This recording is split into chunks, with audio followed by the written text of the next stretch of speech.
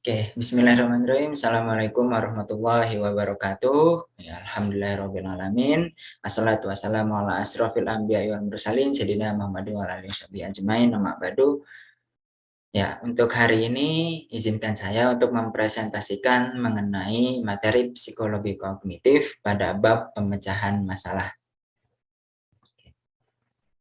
Sebelum kita telah lebih jauh, ya, ini ada pokok pembahasan yang akan saya sampaikan. Yang pertama itu adalah pengertian masalah dan pemecahan masalah.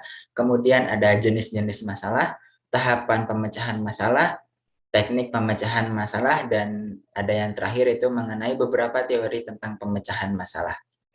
Ya. Nah, ini untuk pendahuluannya. Setiap hari kita menghadapi banyak masalah. Coba deh pikirkan kembali masalah yang kita telah selesaikan hari kemarin. Misalnya nih ya, ketika Anda sedang melaksanakan ujian di kelas menggunakan pensil, nah, tapi saat ujian itu tiba-tiba pensil Anda itu patah gitu ya, dan Anda lupa tidak membawa rautan pensil. Nah, apa yang akan Anda lakukan untuk menyelesaikan ujian? Nah, itu adalah sebuah permasalahan dalam kehidupan sehari-hari. Atau mungkin juga tanpa disadari di kehidupan kita sehari-hari itu malah kita menghabiskan waktu untuk menyelesaikan masalah. Misalnya ketika kita bermain kartu atau misal bermain catur, menyelesaikan teka-teki silang atau bermain sepak bola, tanpa kita sadari kegiatan-kegiatan itu adalah kegiatan yang menyelesaikan masalah.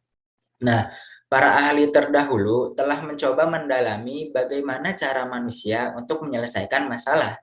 Lebih lanjut, mereka coba mengkaji arti dari masalah itu sendiri, kemudian arti dari pemecahan masalah, macam-macam masalah, serta bagaimana cara manusia menyelesaikan masalah dan apa saja sih langkah-langkahnya secara umum gitu loh.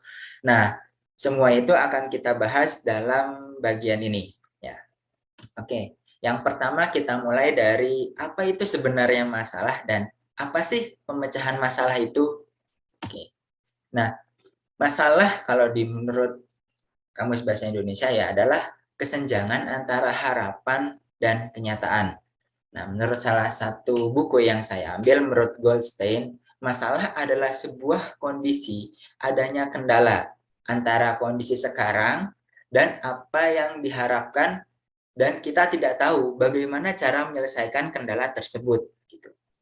Nah, setidaknya dalam sebuah masalah itu ada dua kondisi.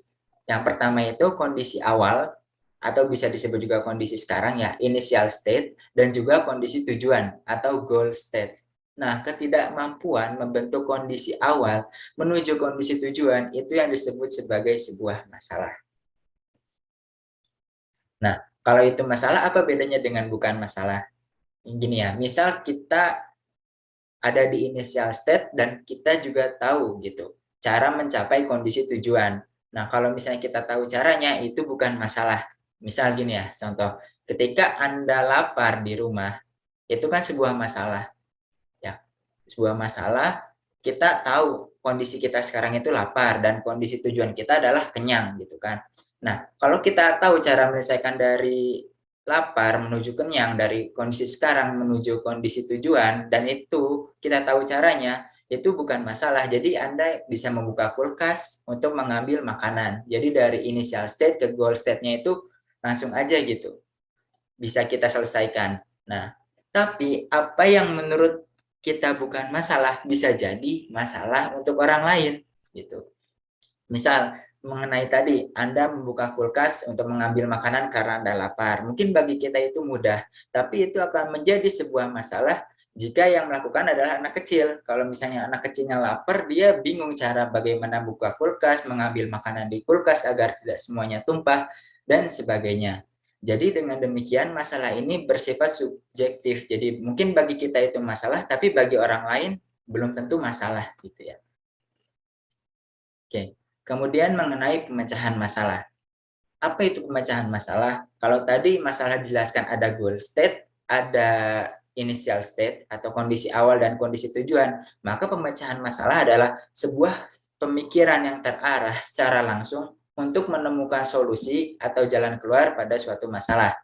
Nah, kalau secara psikologi dari Sternberg itu menyatakan bahwa pemecahan masalah adalah upaya yang dilakukan untuk menyelesaikan rintangan yang menghalangi jalan menuju solusi atau tujuan. Jadi dari initial state menuju goal state, dari kondisi awal menuju kondisi tujuan, itu cara menyelesaikannya itu yang disebut dengan pemecahan masalah. Nah, kemudian ada jenis-jenis masalah. Ya, kalau di bukunya Robert Solso dan juga Steinberg itu membagi jenis masalah menjadi dua bagian. Yang pertama itu well-structured problem dan juga ill-structured problem, atau bisa juga disebut well-defined problems dan juga ill-defined problems ya. Kita bahas satu-satu. Well-structured problems atau well-defined ya. Masalah ini merupakan masalah yang memiliki tujuan, cara, dan solusi yang jelas berdasarkan informasi yang diberikan. Jadi dengan kata lain, penyelesaian dari masalah ini adalah benar atau salah gitu ya. Contoh dari permasalahan well-defined biasanya ditemukan pada matematika, geografi, ataupun sejarah. Misal contohnya, berapa hasil 2 ditambah 2? Maka jawabannya ya 4, dan ya 4 gitu, gak ada lagi jawaban yang lain gitu. Ataupun nama ibu kota Indonesia, ya jawabannya hanya Jakarta, bukan Bandung, bukan Surabaya, ya cuma Jakarta itu ibu kota Indonesia gitu kan. Ataupun kapan Indonesia merdeka? Ya 17 Agustus 1945, hanya itu jawaban dari permasalahannya. Tidak ada jawaban yang lain gitu. Jadi semuanya sudah jelas antara tujuan, cara, dan solusinya gitu. Sedangkan kalau ill structured problem, nah ini biasanya masalah yang sering kita temukan dalam kehidupan sehari-hari. Jadi kebalikannya dari well defined, ill defined problems ini adalah masalah yang memiliki tujuan, cara, ataupun solusi yang tidak jelas gitu. Jadi tidak hanya satu solusi, bahkan mungkin bisa banyak solusi. Nah, masalah ini akan membuat seseorang kesulitan dalam menyusun representasi mental yang sesuai terhadap masalah dan solusinya. Contohnya, misal kita diminta untuk membuat sebuah gambar yang indah. Nah, ini kan membingungkan, gambar yang indah itu seperti apa gitu. Ataupun misal kita dihadapkan dengan sebuah permasalahan gitu ya. Bagaimana cara meningkatkan perekonomian di Indonesia? Nah, itu jawabannya nggak bisa satu, solusinya nggak bisa satu, tapi banyak solusi yang diberikan gitu. Ataupun bagaimana cara menanggulangi COVID di Indonesia. Nah, itu banyak jawaban. Ya, jadi ini antara tujuan, cara, ataupun solusinya ini tidak jelas. Tidak jelas di sini dalam artian bisa banyak solusi ataupun jawaban yang diberikan untuk menyelesaikan masalah. Kemudian kalau di bukunya Goldberg itu ada lagi membagi masalah dalam dua bagian, yaitu knowledge rich problems dan juga knowledge lean problems. Artinya yang pertama masalah yang membutuhkan pengetahuan untuk menyelesaikannya, dan juga masalah yang tidak membutuhkan pengetahuan untuk menyelesaikannya. Gitu ya. Kalau yang pertama itu yaitu masalah yang emang kita harus punya keahlian khusus untuk menyelesaikannya. Misal contohnya ya, misal Anda lagi bawa handphone, nah tiba-tiba handphone Anda itu terjatuh ke kolam gitu ya, hingga akhirnya basah dan rusak. Pertanyaannya, apakah Anda bisa menyelesaikan masalah untuk memperbaiki handphone Anda dengan kapasitas Anda ya orang biasa gitu kan? Tentu kan tidak bisa, harus orang yang ahli yang bisa menyelesaikan masalah tersebut, sehingga Anda membawa HP tersebut ke counter, ke tempat servis ya. Jadi butuh keahlian khusus untuk menyelesaikan masalah ini. Kemudian ada knowledge lens problem, itu masalah yang semua orang itu bisa menyelesaikannya gitu ya. Misal ketika Anda masuk ke dalam labirin, maka semua orang pun bisa menyelesaikannya, dalam artian yang dilakukan adalah hanya mengikuti jalan itu gitu. Ataupun misal bagaimana cara menggunakan alas kaki atau sendal ya. Saya pikir semua orang bisa melakukannya. Hanya tinggal memasukkan kakinya ke dalam alas kaki gitu. Jadi ada dua macam masalah, ada knowledge rich problem yang membutuhkan pengetahuan untuk menyelesaikan masalah, ada juga knowledge lean problems yang tidak membutuhkan pengetahuan untuk menyelesaikan masalah. Oke, kemudian ada tahapan pemecahan masalah. Nah, ini ada dua yang saya ambil. Yang pertama, tahapan pemecahan masalah menurut Steinberg. Tahapan pemecahan masalah menurut Steinberg itu terbagi menjadi 7 tahapan, yaitu identifikasi masalah, pendefinisian masalah, perumusan strategi, mengorganisasi informasi, mengalokasikan sumber daya, pemantauan, dan evaluasi. Nah, Steinberg ini menyebutnya sebagai siklus pemecahan masalah. Nah, Steinberg juga menyatakan bahwasanya dalam siklus tersebut ada fleksibilitas di dalamnya. Jadi kalau kita lihat di bagiannya yang ada nomor 1 sampai 7, Di antara nomor 3 sampai nomor 6 itu ada titik-titik putus yang menandakan bahwasanya itu bisa langsung dibalik-balik, bisa dibolak-balik, bisa dilompati, atau bisa diulangi lagi di situ. Bahkan dalam beberapa pemecahan masalah itu nggak hanya melakukan satu kali putaran gitu ya. Jadi dari nomor 1 sampai ke 7 gitu, nggak gitu. Kadang dari nomor 1 sampai nomor 5 udah gitu balik lagi ke nomor 3 baru sampai ke nomor 7. Jadi ada beberapa putaran yang menurut Steinberg itu harus dilakukan untuk menyelesaikan masalah. Jarang sekali yang bisa menyelesaikan masalah dalam satu putaran. Kita lihat lebih detail lagi ya. Jadi tahap pemecahan masalah Sternberg itu yang pertama apa? Adalah identifikasi masalah. Jadi apakah kita benar-benar memiliki sebuah masalah? Kemudian definisi dan representasi masalah, apa sih sebenarnya permasalahan yang sedang kita alami? Kemudian perumusan strategi, jadi bagaimana cara kita menyelesaikan masalah tersebut? Langkah-langkah apa yang bisa kita gunakan untuk menyelesaikan masalah? Dan kemudian mengorganisasi informasi. Jadi bagaimana berbagai informasi yang dapat dicocokkan untuk menyelesaikan masalah. Kemudian ada alokasi sumber daya, maksudnya ini berapa banyak waktu, usaha, dana, dan apapun itu yang harus diberikan, yang harus dilakukan untuk menyelesaikan masalah ini. Kemudian ada pemantauan atau monitoring. Jadi ketika kita menyelesaikan masalah, apakah kita sudah benar nih berada di dalam jalur yang kita inginkan untuk menyelesaikan masalah. Jangan-jangan tahapan yang kita ambil ini bukan menyelesaikan masalah, malah menambah masalah baru gitu kan. Dan yang terakhir adalah evaluasi. Apakah saya menyelesaikan masalah tersebut secara benar dan tuntas ataukah tidak? Itu menurut Steinberg ada 7 tahapan. Kemudian ada tahapan pemecahan masalah menurut Hayes. Nah, kalau Hayes ini menyatakan bahwasanya dalam pemecahan masalah itu ada pola-pola yang berurutan. Nah, urutan-urutan tersebut terdiri dari identifikasi permasalahan, representasi permasalahan, merencanakan solusi, merealisasikan rencana, mengevaluasi rencana, dan mengevaluasi solusi. Ini misal ada contoh realnya ya. Misal permasalahan seorang sarjana yang baru lulus dan hendak memasuki dunia nyata ataupun hendak bekerja.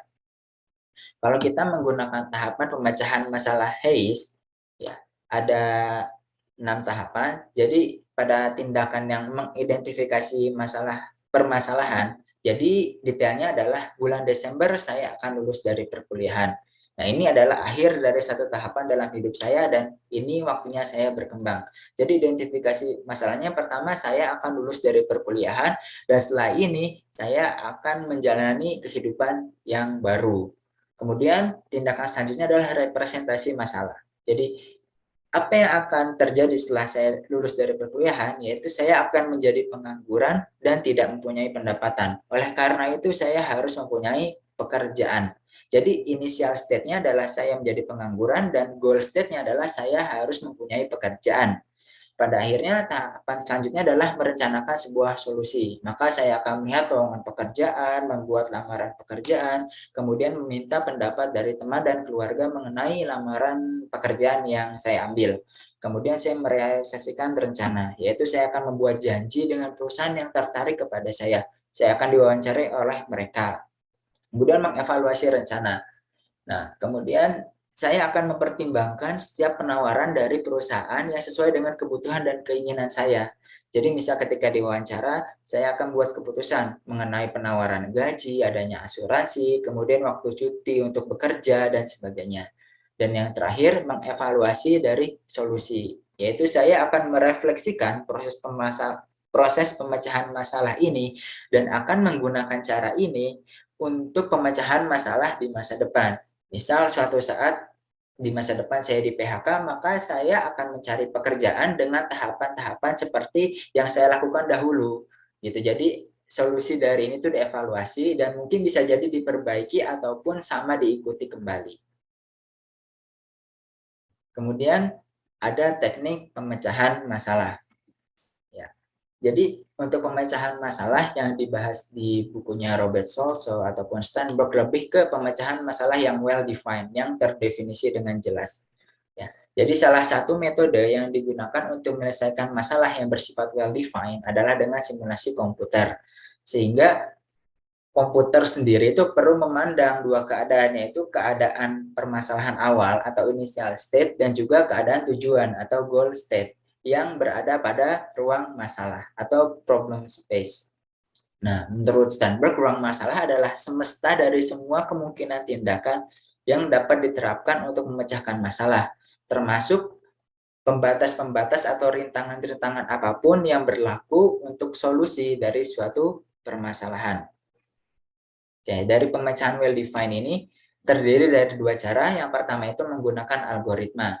Ya, algoritma adalah urutan operasi dalam ruang masalah yang dapat dilakukan berulang-ulang dan secara teori menjamin adanya solusi untuk suatu permasalahan.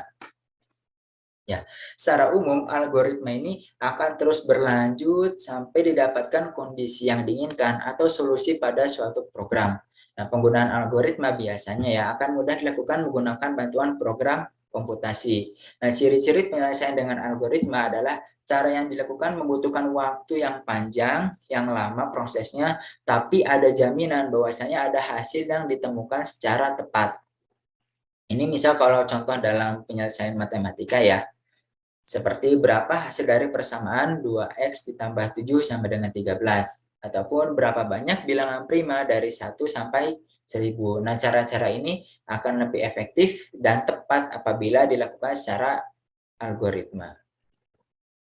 Kemudian kebalikannya ada dari algoritma adalah heuristik. Nah, tidak seperti komputer, manusia ini memiliki keterbatasan secara memori yang membuatnya tidak mampu melakukan berbagai operasi sekaligus dalam satu waktu. Sehingga manusia harus mencari jalan pintas atau jalan terdekat yang secara mental untuk menyelesaikan masalah. Nah, secara informal ya, heuristik ini bisa didekati definisinya sebagai sebuah intuisi ataupun strategi yang spekulatif yang sewaktu-waktu bisa mengarah kepada solusi dan bisa jadi itu tidak mengarah kepada solusi. Jadi nggak ada jaminan apakah solusi ini akan didapatkan atau tidak dengan heuristik ini. Nah, ciri-ciri dari heuristik ini adalah waktu ataupun usaha yang dilakukan itu relatif singkat, tapi tidak ada jaminan bahwasanya usaha yang dilakukan itu membuahkan solusi dari sebuah permasalahan. Oke, ini ada beberapa contoh dari heuristik. Yang pertama ada mean-ends analysis, ada berpikir ke depan atau working forward, ada berpikir ke belakang, backing forward, backing backward working, kemudian ada generate and test. Nah, dari definisinya, means and analysis adalah permasalahan ditinjau dari kondisi awal dan tujuan, di mana problem solver atau pemecah masalah bermaksud mengurangi jarak antara kondisi awal initial state dengan kondisi tujuan atau goal state. Kemudian ada berpikir ke depan, yaitu memulai dari awal dan mencoba menyelesaikannya sampai akhir. Kalau berpikir ke belakang itu kebalikannya, mengawali dari tujuan dari akhirnya, kemudian mencoba menyelesaikannya secara mundur sampai ke awal. Kemudian ada generate and test, yaitu pemecah masalah, mencoba mencari alternatif yang tidak harus sistematis, kemudian memperhatikan apakah setiap tindakannya itu berhasil atau tidak. Jadi kayak dites satu-satu gitu.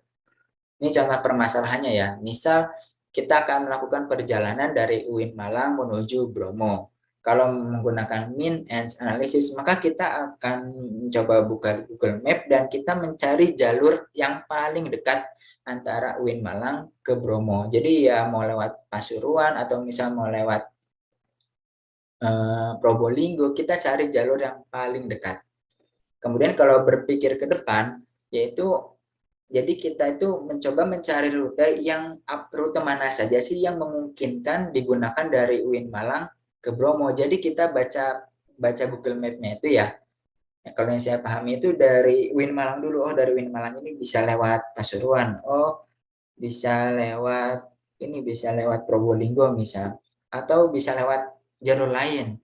Jadi kita bawanya dari UIN Malang dulu sampai akhirnya ternyata benar. Ini Bromo yang akan kita tuju ini adalah Bromo bagian utara, selatan, timur, atau barat. Gitu. Kemudian ada berpikir ke belakang. Kalau berpikir ke belakang itu kebalikannya. Jadi kita nggak melihat dari UIN Malang, tapi kita melihat dari Bromo dulu. Oh, kita ke Bromonya ini mau ke Bromo bagian selatan. Maka jalur yang bisa ditempuh pada Bromo bagian selatan ini adalah lewat sini. Oh, ternyata misal lewat eh, lewat Pasuruan misalnya. Jadi kita arahnya tuh dari Bromo dulu, bukan membacanya dari UIN Malang dulu. Atau ada yang terakhir, generate and test. Jadi kita mencoba menemukan rute-rute alternatif yang mungkin dari UIN bisa sampai ke Bromo. Ataupun juga bisa dengan cara memilih rute-rute yang biasanya digunakan oleh orang-orang pada umumnya. Jadi yang secara umum aja lah yang orang biasa pakai kita lewat situ, entah itu lebih jauh atau lebih dekat, yang penting orang-orang kan biasa lewat situ. Gitu. Kemudian ini saya kasih contoh ya, bagaimana cara menyelesaikan permasalahan kehidupan dengan cara algoritma dan dengan cara heuristik. Ini ya.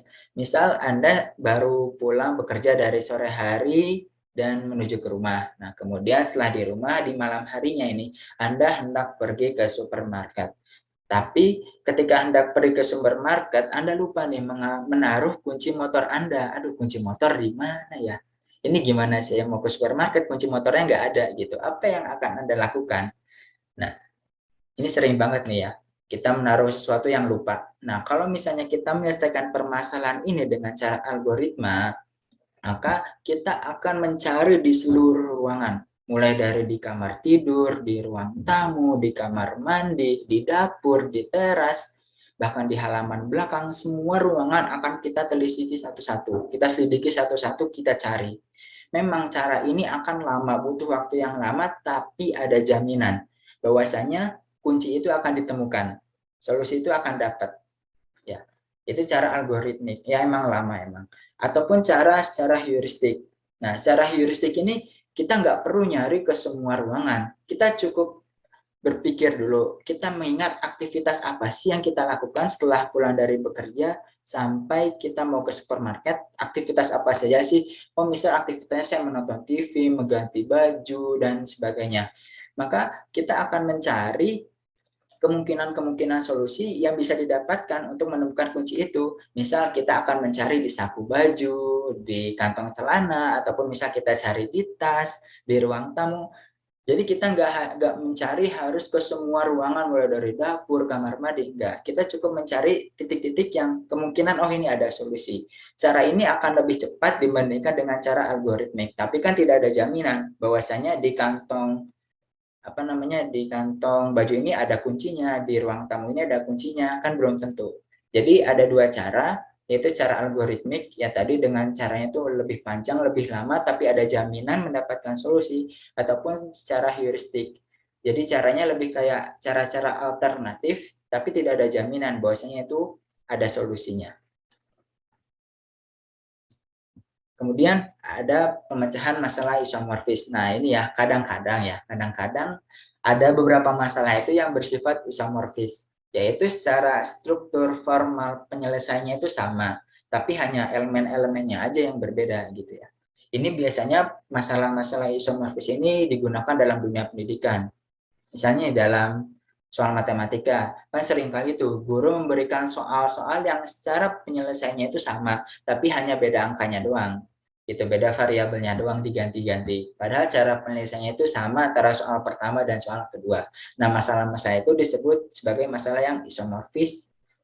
Nah, dalam kehidupan sehari-hari ya, misal nih, contohnya kita ingin mentransfer uang. Kita dapat mentransfer uang ke rekan kita bisa menggunakan ATM ataupun menggunakan e-banking. Yang mungkin secara medianya itu beda ya, ATM dan e-banking, tapi secara prosedurnya itu adalah sama. Jadi maksudnya sama itu ya kita akan diminta memasukkan nomor PIN, memasukkan nomor rekening yang dituju, memasukkan jumlah uang yang ingin kita transfer dan sebagainya. Oke. Dan yang terakhir mungkin ini bonus ya, ada beberapa teori pemecahan masalah. Oke. Ini kalau di bukunya Robert Solso ada dua teori. Yang pertama psikologi Gestalt dan pemecahan masalah. Nanti yang kedua ada representasi masalah. Representasi dan pemecahan masalah. Jadi psikologi Gestalt ini memberikan pemahaman bahwasanya adanya insight dalam suatu pemecahan masalah. Bisa dibilang insight itu diterjemahkan sebagai konfigurasi dari keseluruhan yang terorganisir. Nah, orang-orang gestalis ini menyatakan bahwasanya permasalahan itu akan muncul ketika adanya ketegangan atau adanya stres sebagai hasil interaksi dari persepsi dan memori. Jadi kalau misalnya insight ya, kalau sepaham saya itu kayak hampir kayak momen-momen tertentu yang tidak bisa kita duga bahwasanya oh ternyata begini loh solusinya gitu. Oke, nanti kita coba cari ya. Ya, pandangan gestalis awal atau orang-orang yang ibaratnya pemahamannya psikologi gestalt. Ya, para gestalis awal menyatakan bahwasanya permasalahan yang berhubungan dengan insight, kalau arti Indonesia itu wawasan ya, membutuhkan penyelesaian masalah untuk memahami masalah secara menyeluruh. Jadi nggak hanya berpaku sempit tapi harus luas gitu ya. Jadi dalam memecahkan masalah, Anda membutuhkan pemikiran mendalam, yakni harus melepaskan diri dari asosiasi yang ada dan melihat dari masalah itu dalam sudut pandang yang berbeda-beda, yang sama sekali baru gitu. Misalnya, contohnya adalah pada simpanse yang memecahkan masalah untuk mengambil kacang pada tabung dan juga ataupun simpanse yang mengambil makanan yang menggantung menggunakan tumpukan box.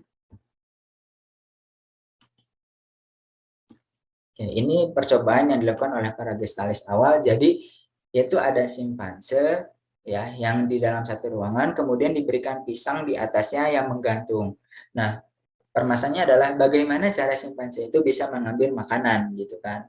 Nah, jadi awalnya itu simpanse itu mencoba meloncat-loncat namun tidak bisa, akhirnya dia diam sejenak dan kemudian dia mencoba menyusun beberapa box yang ada di sekitarnya. Jadi boxnya itu dia tumpuk-tumpuk dan akhirnya dia naik di atas boxnya dan ternyata dia berhasil untuk mengambil dari pisang tersebut.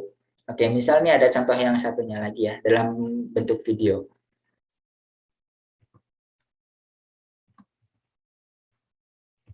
Sebentar.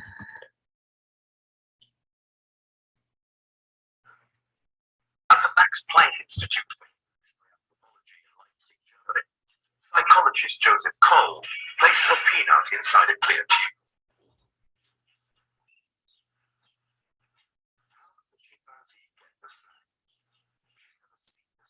For 10 minutes, there is no solution inside. And all of a sudden, boom, they solve it.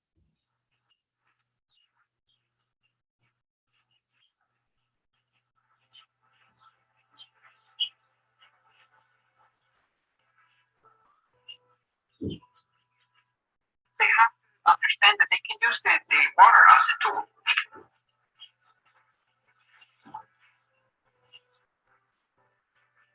This is interesting because the water itself doesn't have any shape.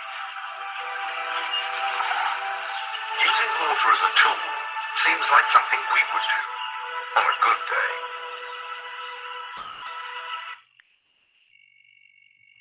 Oke ya, itu contoh yang kedua di mana simpanse itu diberikan sebuah kacang yang di dalam tabung ya. Nah, bagaimana cara simpanse itu bisa mengeluarkan kacang tersebut gitu kan? Ya, inilah yang menurut dia saat ini disebut sebagai insight gitu ya. Atau kayak hal yang tidak diduga-duga gitu. Oh, ternyata begini loh solusinya. Beberapa buku menyebutkan sebagai momen aha gitu ya. Nah, jadi kita tidak menyangka bahwasanya simpanse ini akan menggunakan cara extraordinary dengan cara memasukkan air ke dalam tabung tersebut sehingga kacang tersebut akan terapung dan akhirnya keluar gitu. Ini yang disebut sebagai insight. Nah, kemudian ada lagi dengan pandangan gestalis, jadi gestalis yang baru. Jadi pemecahan masalah insightful yang membutuhkan insight dapat dibedakan dari permasalahan non-insight dalam dua cara. Jadi yang pertama, ketika orang-orang diberikan masalah yang rutin untuk dipecahkan, ataupun yang kedua, adanya representasi yang baru dalam menyelesaikan masalah tersebut. Ini masih mendukung dari teori yang pertama ya, yang gestalis awal. Ini. Contohnya adalah penyelesaian dari masalah dua tali yang panjangnya berbeda dan bagaimana cara menghubungkan keduanya. Hal ini menunjukkan pada teori Gestalt bahwasanya keseluruhan atau semuanya itu akan berbeda dari jumlah pada setiap bagian-bagiannya. Nah, percobaan pada menyambungkan tali itu disebut sebagai mental restructuring atau biasa disebut sebagai proses yang tadi ada insight di dalamnya, ada aha moment. Nah, selain itu, representasi yang berbeda memungkinkan masalah itu dapat terselesaikan dengan baik. Nah, adanya istilah functional fixedness yang dikemukakan oleh Carl Dunker, Konsep ini menyatakan adanya kecenderungan untuk mempersepsikan suatu barang sesuai dengan fungsi pada umumnya, maka kecenderungan tersebut akan mempersulit kita ketika kita diminta menggunakan hal-hal tersebut untuk kegiatan yang tidak lazim. Misalnya, ketika Anda mencoba untuk memasang paku di tembok, gitu kan, maka Anda membutuhkan palu untuk memasangkan paku di tembok. Tapi ternyata Anda baru ingat bahwasanya palu yang biasa digunakan dipinjam oleh tetangga Anda dan Anda hanya memiliki sebuah handphone di kantong Anda. Maka apa yang akan dilakukan untuk memaku tersebut gitu? Mungkin kita tidak akan terpikir bahwasanya kita akan memaku menggunakan handphone kita. Padahal sebetulnya bisa, ya bisa aja kita memaku menggunakan handphone kita, tapi kita tidak akan melakukannya. Kenapa? Karena fungsi dari handphone itu bukan memaku, tapi untuk menelpon sebagai sarana komunikasi, bukan sebagai alat untuk memaku, gitu kan. Jadi inilah yang disebut dengan functional fixedness. Jadi dengan kitanya kecenderungan terhadap suatu barang, entah itu fungsinya, entah itu kegunaannya, maka kita tidak melihat bahwasanya barang itu bisa digunakan untuk cara lain, untuk sebagai solusi dari permasalahan kita. Ini contoh pada tali yang menggantung. Ini ada videonya sebentar ya.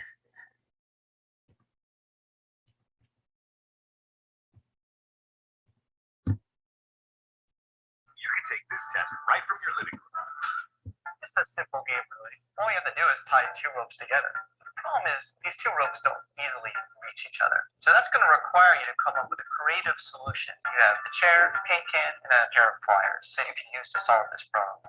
Take a second. What you would do is tie this 5-foot rope to this 4-foot rope. Keep trying as these college students also take on the challenge. You understand what you have to do? I gotcha. Tie the ropes together? Yeah.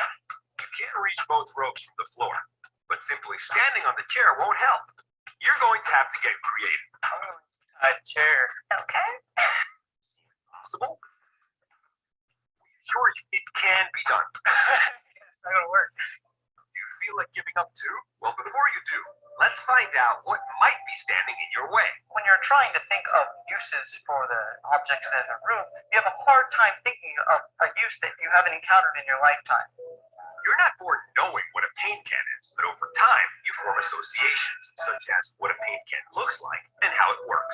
Object association is an activity that takes place in a region of the temporal lobe. If we can prime people to think of a can of paint in a completely different way, it can really help us solve the problem instantly. So, how does this apply to the ropes challenge and the objects provided?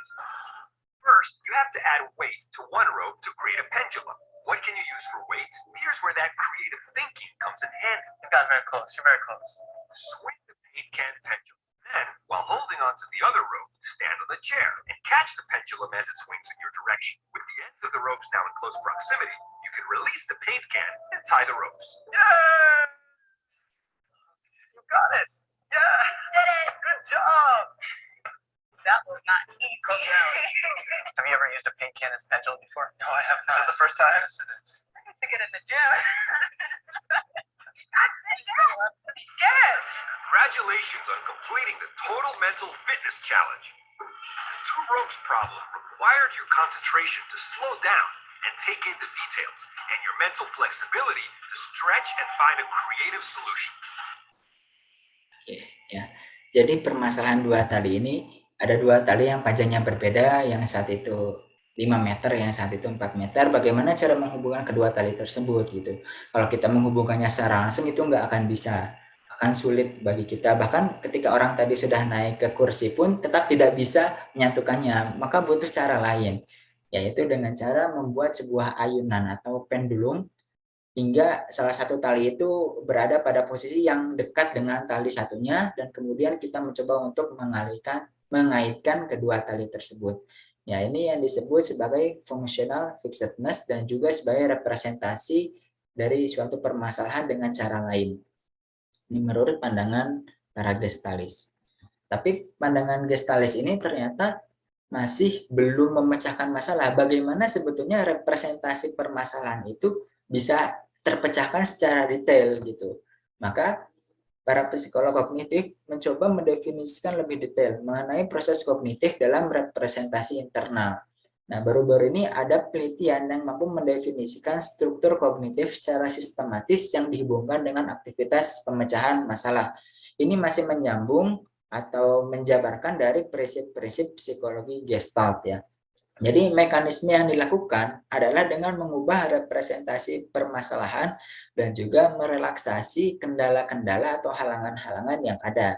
Ini contohnya ya, ada permasalahan papan catur yang dipotong dan juga ada masalah 9 titik yang harus dibentuk dari membentuk 4 buah garis. Oke, permasalahan ini dapat diselesaikan dengan cara membawa representasi yang berbeda dan juga merelaksasi kendala-kendala yang ada.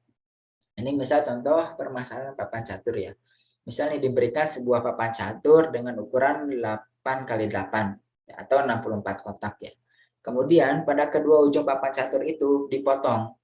Jadi kedua ujungnya dipotong sehingga menyisakan tinggal 62 kotak, kan tadi dipotong 2 kotak ya. Nah, kemudian peserta diberikan 31 domino. Nah, setiap domino ini satu domino ini bisa menutup 2 kotak.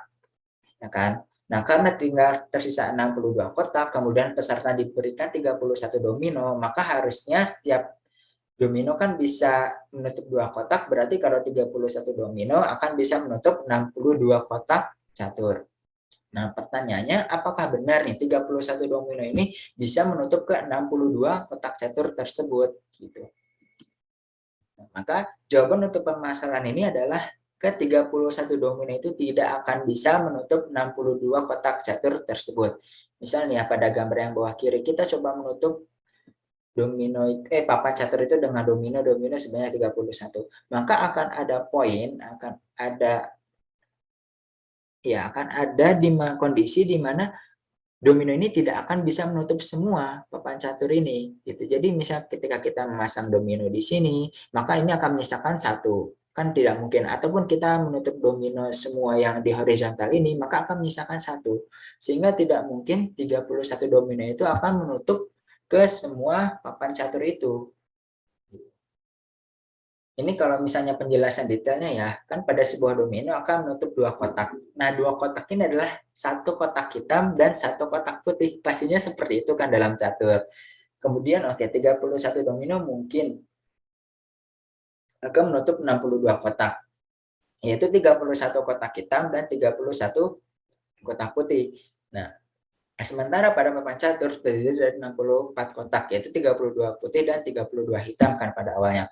Nah, yang dikurangi itu adalah 2 kotak putih yang pada ujungnya, sehingga akan menjadi 32 kotak hitam dan 30 kotak putih. Sehingga 31 domino ini tidak akan bisa menutup 32 kotak hitam dan 30 kotak putih.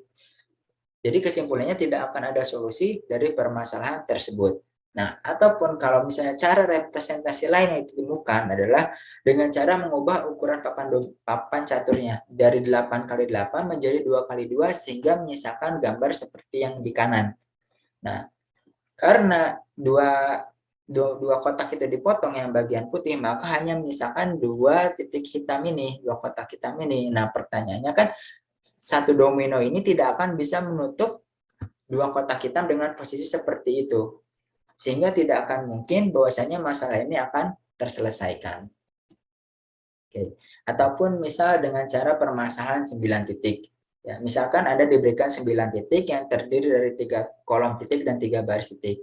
Kemudian Anda diminta menghubungkan ke semua titik tersebut dengan menggambar 4 garis lurus yang menghubungkan semua titik tanpa harus mengangkat pensil. Bagaimana cara melakukannya? Oke, mungkin kita akan mencoba dari yang tengah sini, kita tarik 1, kemudian 2, ke bawah diagonal, ke atas 3, ke 4. Ini masih tidak menutup semua titik. Ataupun misal yang kedua, kita mulai dari bawah, 1, 2, 3, 4. Tidak bisa, mungkin butuh lebih dari 4 garis, ataupun misal kita butuh nggak bisa semua titik yang tertutup gitu kan. Nah, ini representasinya menurut hukum Gestalt, kita akan selalu memandang bahwa 9 titik tersebut membentuk sebuah persegi. Gitu kan. Padahal perintahnya adalah melewati 9 titik, bukan titik tersebut itu adalah sebuah persegi gitu kan. Dan orang-orang akan otomatis berasumsi bahwasanya harus ada nih satu titik yang tersisa untuk menyelesaikan permasalahan ini. Padahal kalau kita bisa merelaksasikan kendala-kendala yang ada di dalam otak kita ya, kita akan membawa ke arah penyelesaian masalah tersebut. Jadi misal kita bisa tarik garis dari bawah sini, kemudian kita tarik garisnya melewati titik ini, gitu kan. Kan tidak ada perintah untuk keluar dari titik. Jadi karena kita selalu memandang bahwasanya oh ini sebuah persegi, bukan menuju pada perintahnya, maka kita akan beranggapan ada kendala-kendala di dalam menyelesaikan masalah ini. Padahal tidak seperti itu. Kita harus bisa merefleksikan kendala yang ada. Oke. Kemudian kalau di bukunya Martin mengenai representasi internal gitu ya. Lebih detail lagi, setelah seorang memutuskan informasi mana yang penting, langkah selanjutnya adalah menemukan cara terbaik dalam menyelesaikan masalah. Nah, apabila masalah yang dihadapi bersifat abstrak, maka akan munculkan kesulitan. Nah, beberapa cara untuk menyelesaikan masalah tersebut adalah dengan membuat masalah yang bersifat abstrak menjadi masalah konkret. Caranya dengan merepresentasikan dalam bentuk lain, misalnya bentuk simbol, bentuk daftar, matriks, diagram, grafik, dan gambar, agar lebih mudah diselesaikan. Ini ya salah satu contohnya ya. Misal Mary berumur 10 tahun lebih muda dari 2 kali umur Susan. Nah, 5 tahun dari sekarang, Mary akan 8 tahun lebih tua dari usia Susan saat itu. Maka berapa usia Mary dan Susan? Ini kan masalah-masalah yang mungkin bersifatnya abstrak gitu ya. Kita akan coba dalam bentuk konkret dengan cara memberikan bentuk simbol di dalamnya. Jadi jawaban permasalahan ini akan lebih mudah menggunakan representasi simbol. Misal simbol M mewakili Mary dan simbol S mewakili Susan. Maka penyelesaiannya akan didapatkan secara matematis, yaitu S yang mewakili Susan yaitu 18 dan M yang mewakili Mary adalah 26. Yang berarti umur Susan adalah 18 tahun dan umur Mary adalah 26 tahun. Jadi representasi itu dibutuhkan untuk di bukunya Marin itu menyelesaikan masalah-masalah yang bersifat abstrak dengan cara ya, bisa membuat gambar, membuat matriks, ataupun menyatakannya dalam bentuk simbol. Ya. Yang terakhir adalah kesimpulan. Jadi masalah adalah kondisi di mana kita tidak mampu untuk mencapai antara initial state dan juga goal state karena adanya kendala. Nah, kalau di bukunya Sternberg dan Solson, masalah dibedakan menjadi 2 jenis, yaitu well-defined and ill-defined. Kalau di bukunya Goldstein ditambah lagi masalah yang membutuhkan pengetahuan pemecahannya ataupun masalah yang tidak membutuhkan pengetahuan dalam pemecahannya. Nah, tahapan-tahapan dalam pemecahan masalah dimulai dari identifikasi masalah, definisi masalah, perumusan strategi, mengorganisasi informasi, alokasi sumber daya, pemantauan, dan evaluasi. Kemudian untuk teknik yang digunakan dalam pemecahan masalah dapat dilakukan secara algoritmik ataupun secara heuristik. Nah, beberapa teori tentang pemecahan masalah adalah psikologi Gestalt ataupun dengan cara representasi masalah. Oke. Mungkin cukup sekian presentasi dari saya. Mohon maaf ya kalau kepanjangan dan urutannya kurang pas karena saya juga mengambil 3 buku yang cara memaparkannya itu beda-beda antara Robert Salzo, Sternberg, dan juga Goldstein. Ini cara memaparkannya beda-beda. Mungkin cukup sekian. Apabila ada pertanyaan, kritik, dan saran dipersilahkan. Dan terima kasih. Assalamualaikum warahmatullahi wabarakatuh.